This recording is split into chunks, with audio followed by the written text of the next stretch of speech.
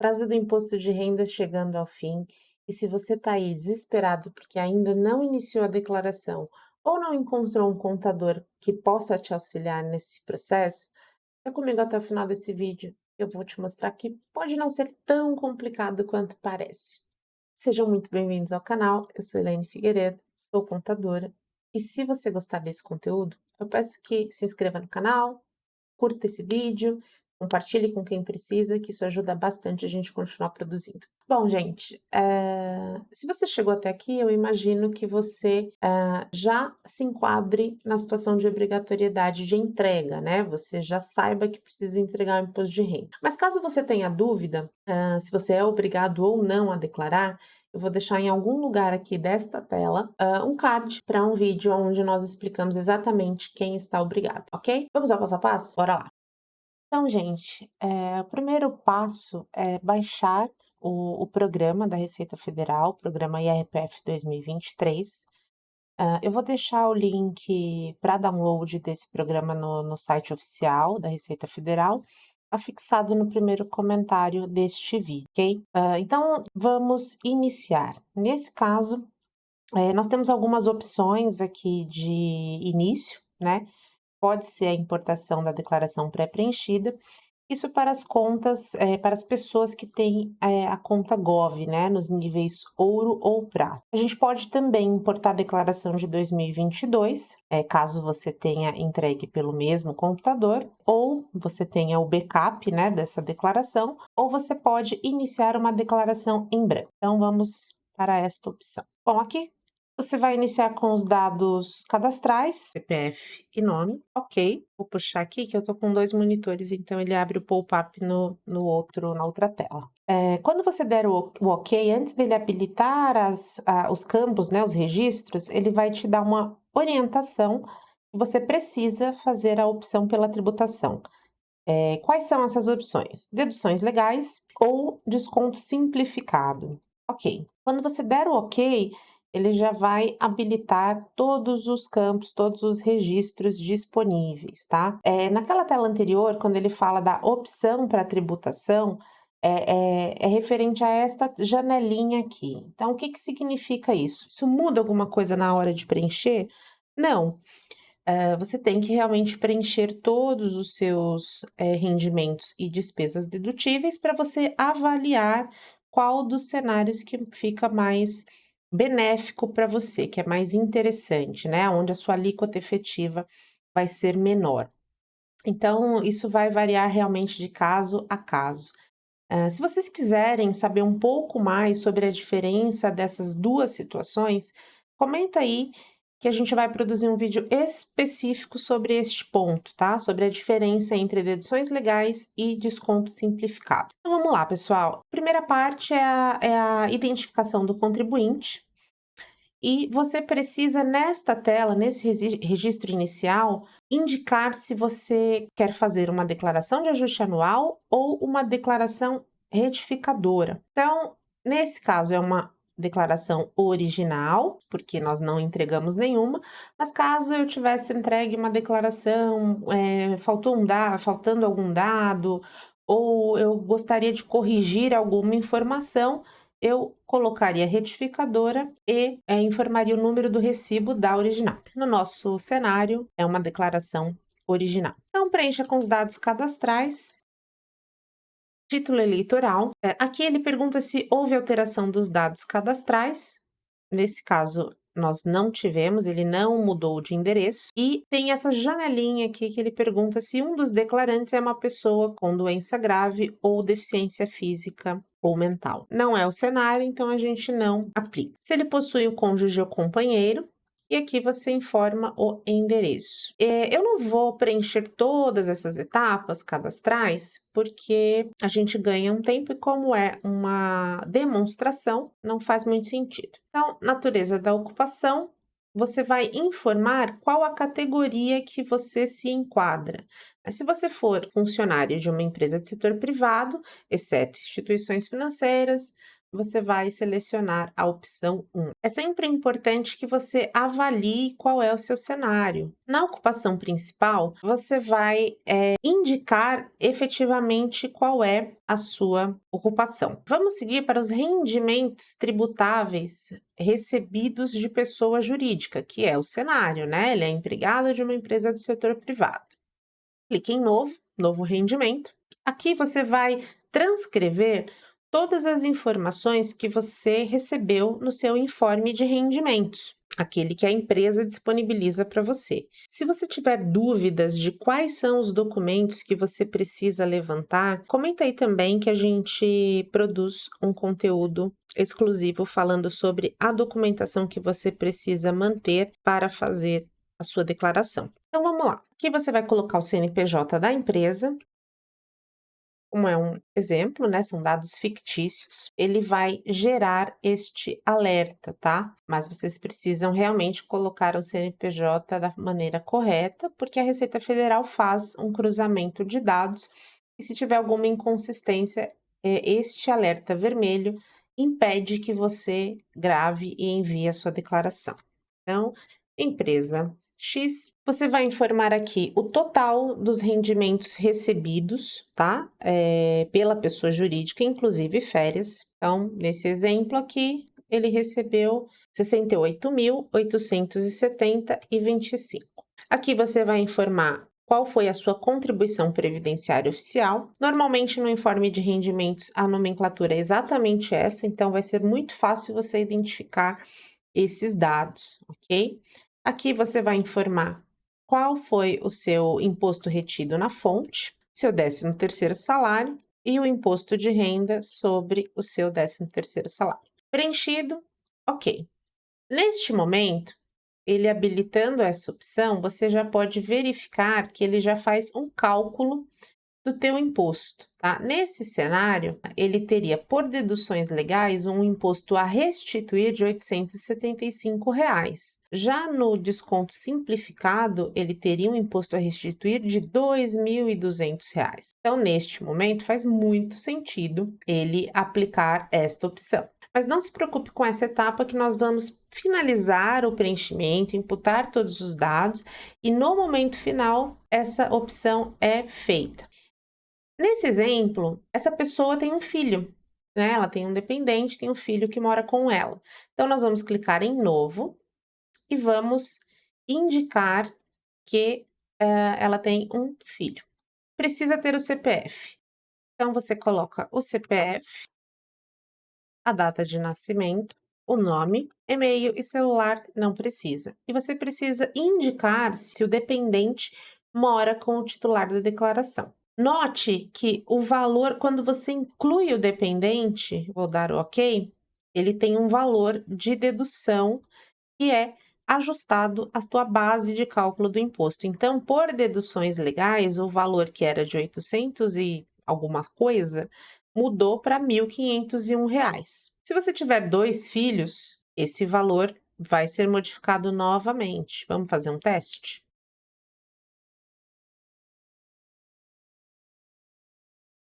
Notem que o valor, da dedução de dependentes, ela dobrou. Automaticamente, esse valor também altera.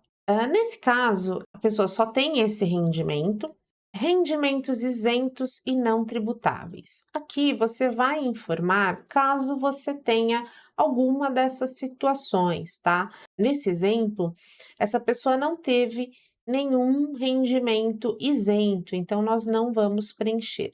Mas caso você tenha alguma situação, ganho de capital, indenização, né, rescisão de contrato de trabalho. Então, você precisa avaliar todas essas situações. Nesse caso, a gente não tem, a gente não se enquadra em nenhuma dessas situações, beleza?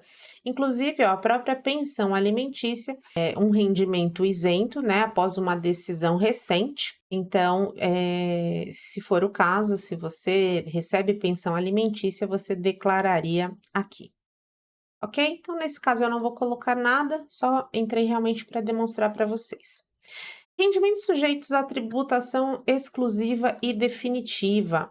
Nesse caso, vamos colocar que que esse contribuinte ele recebeu um PLR, uma participação nos lucros da empresa que ele trabalha. Quem recebeu? O titular. Então, vamos colocar o CNPJ da fonte pagadora. Então, empresa X. E o valor dessa participação? Vamos supor que ele recebeu R$ 5.000. Beleza. Ele é um rendimento, de tributação exclusiva, o que significa que o imposto de renda sobre este rendimento já foi tributado na fonte, ok? Perfeito. Agora, pessoal, vamos lá, vamos colocar os pagamentos efetuados. O que são os pagamentos efetuados? São aquelas despesas que você tem e que podem e que são dedutíveis, para o imposto de renda, tá? Também, como todos os outros exemplos, nós temos várias situações, e aí você precisa avaliar quais são as situações, que se aplicam ao seu caso, tudo bem? Aqui você tem aluguel, aqui você tem previdência privada, aqui você tem planos de saúde, enfim, você precisa avaliar todas essas situações. Então, vamos colocar que ops. Então, vamos colocar um exemplo de médicos. Ele não tem plano de saúde, mas ele pagou médicos. Então, você vai colocar o CPF do prestador de serviços. Vou colocar aqui um CPF fictício. Médico, despesas. Na descrição, é sempre bom você colocar alguma observação sobre o gasto. Despesas médicas, ano 2022. Você pode colocar como você entender, né, como você achar mais adequado, mas é sempre bom você, deixar um pouco claro do que se trata. Valor pago, então nesse caso ele teve R$ 1.000 de médicos. Se for, vamos supor, gente, que você tem um plano de saúde, mas o teu médico ele não aceita o teu convênio. E aí o que você faz? Passa no médico, marca a consulta, paga essa consulta e pede um reembolso do convênio. Normalmente, o convênio não reembolsa o valor total da consulta, ele tem um teto. Então, caso deste valor de despesas médicas você tenha recebido algum reembolso, você precisa indicar neste campo. Nesse exemplo, nós não temos o cenário de reembolso. Ele paga também, neste exemplo, a escola da filha. Então, coloco aqui despesas com instrução no Brasil e indico quem realizou essa despesa. Se foi o titular, ou seja, o próprio declarante, se foi o dependente ou se foi o alimentando. Então, nesse caso, é o dependente, tá? Qual que é a diferença do dependente para o alimentando? O alimentando é aquela pessoa que você paga uma pensão alimentícia, mas a pessoa não reside com você. Então, o nome do dependente, filho 1. CNPJ da escola, mensalidades escolares, colégio, tal, ano letivo 2022. E o valor pago, então eu paguei, neste exemplo, ele pagou R$ 5.000 de escola, ok? Ele também paga a escola do filho 2, então, dependente, filho 2, a mesma escola, mensalidades escolares, colégio X, ano letivo 2022. E o valor pago. O outro filho paga um valor menor, né? Então, vamos colocar aqui para esse outro filho, a mensalidade é 3. Se ele tiver mais algum pagamento, alguma outra situação, ele vai indicar. Nesse caso, nós não temos, zeramos aqui. Nesse momento, vocês já conseguem identificar que mudou totalmente o quadro aqui comparativo, né? Por deduções legais já ficou muito melhor, né? A alíquota efetiva ficou bem menor e o valor a restituir bem maior.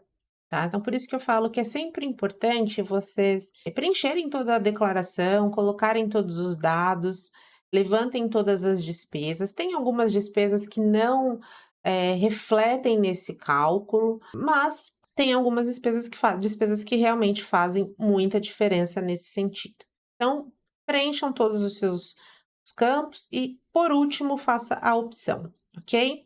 Bens e direitos, nesse caso, isso não afeta o valor do teu imposto, mas você precisa declarar até para justificar a tua evolução patrimonial. Então, aqui você vai indicar em cada um dos casos. Nesse cenário, ele tem uma conta corrente, então depósitos à vista e numerário, conta corrente, titular, vai colocar o CNPJ da instituição, do banco. É sempre importante você também levantar todos os informes e rendimentos de todas as suas contas bancárias, aplicações, investimentos, consórcios, previdências, né? Todas essas movimentações financeiras, as instituições elas disponibilizam esses informes no período do imposto de renda, né? Isso você consegue normalmente pelo seu Bankline ou entrando em contato com a instituição. E aqui coloca também uma descrição: conta corrente, banco X, agência Y, conta tal. É apenas uma discriminação, porque no fim do dia você já coloca essas informações aqui, você precisa selecionar o banco, tá? Então eu vou dar um exemplo aqui: Banco Bradesco, agência, conta e dígito, ok. Então, note que isso não muda, não afeta o cálculo do imposto. Então, ele tem uma poupança também, aplicações e investimentos, depósito em conta poupança, titular no mesmo banco, conta, poupança, banco X, agência Y, conta tal. E repete as informações do banco. E aqui você vai informar qual é o saldo, né, qual a situação financeira em 31 de dezembro de 21 ou do ano anterior que você estiver fazendo essa declaração e a situação em 31 de 12 de 22, tá? No informe você consegue identificar isso bem fácil. Então, vamos supor que ele tinha R$ 100 em 21 e ele tem R$ 150 em 22. Aqui você também tem a opção de já informar o rendimento isento dessa poupança. Então, é só clicar no vincular, no informar rendimento isento, e você conclui o preenchimento. Então, banco X e o valor do teu rendimento. Então, R$ 10. Feito todas as informações, agora chegou o tão esperado momento de fazer a opção pela tributação. Então, aqui, gente, é só bater o olho e verificar o que de fato faz mais sentido, por deduções legais ou por desconto simplificado. Então, neste caso, por deduções legais faz mais sentido. Após essa etapa, você precisa validar a sua declaração. Como eu não fiz o preenchimento de todos os dados cadastrais, os CNPJs e CPFs, dos dependentes e das fontes pagadoras são fictícios, quando eu clicar no validar, ele vai retornar com uma série de alertas vermelho. Então, eu não vou conseguir prosseguir com validação e envio.